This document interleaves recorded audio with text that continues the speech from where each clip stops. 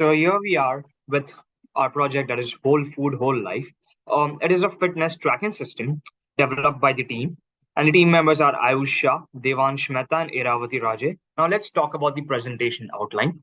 So the project serves as the food tracking services where users can track daily food calories, can also track the food data, and also macro track calorie contents such as protein, carbs, fats, and many more.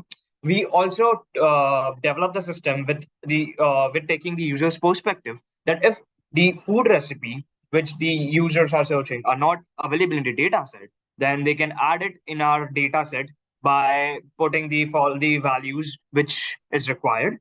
So after that, the users can visualize the daily goals on in the weekly generated graph. So basically, this weekly generated graph will contain the calories and weight, so the users can visualize that. And the last thing is that the system is also made flexible to make sure that the daily goals can be changed as per the user's body fat and the fitness goals. Now, let's talk about the software and the hardware components. So we are using React.js as a front end, which acts as the microservices and deployed on the GKE. The Node.js again has two microservices. One is the get, and the second one is retrieve. So both of them are again deployed on GKE.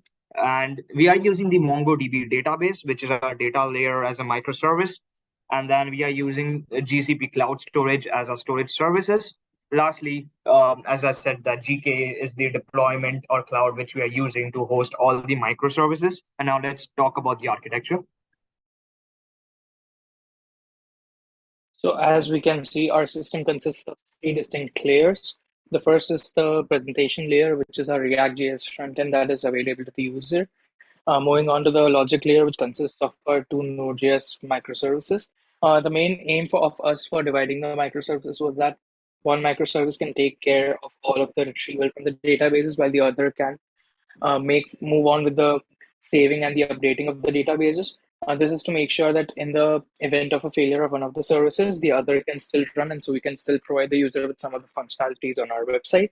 The data layer consists of our MongoDB database along with the file storage that is in Google Cloud. Now moving on, I can show you the backend for our system.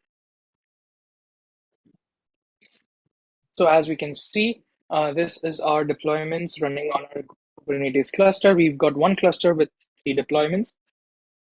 In order for our applications to communicate with each other, as well as for our React service to be available from everywhere, we had the services set up along with the ingresses that are running on a static IP that is generated by the Google Cloud Engine, and it is reserved for our use. As we can see, along with that, we're also using the artifact registry that is provided by Google Kubernetes Engine so that we can have a local instance of our application as well as one that is stored in the artifact registry that the Google Cloud Kubernetes Engine can use for faster updates as well. This also helps us to schedule auto updates for our systems in case we push an update to the web. As we can see, we also have an API doc that provides us with all of the data on the APIs that are available for the user. And lastly, this is our database that is deployed on a dedicated M10 cluster. If you can go ahead and see the collections, we can see that it's got 4 distinct collections. The first is the food data model, which is our data set, which consists of all of the food models that we've logged on with all of the data set.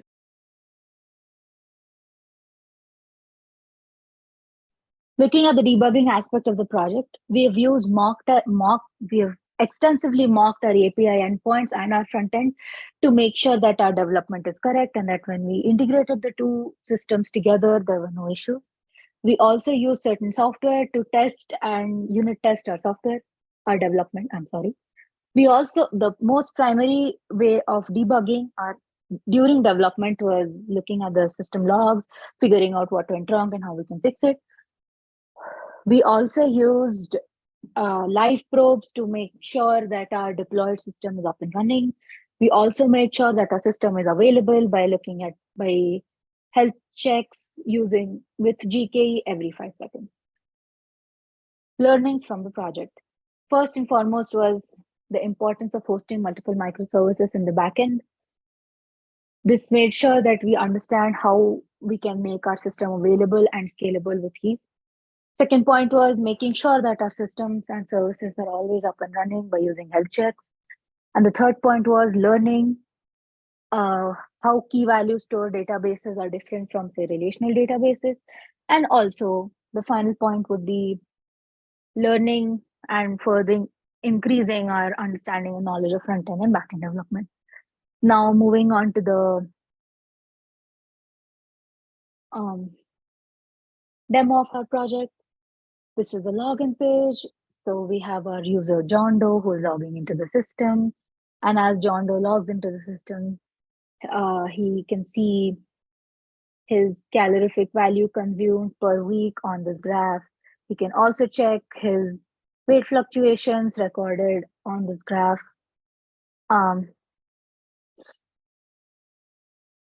And there is a calorific overview presenting so much number of carbs consumed during the day until the point of time, so much of amount of protein, so much fat. John Doe can also store water consumption throughout the day, hoping to reach the target of 3,000 milliliters per day.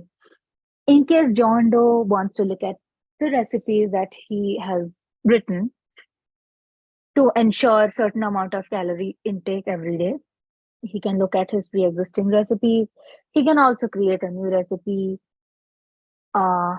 like such by adding ingredients and calorific value.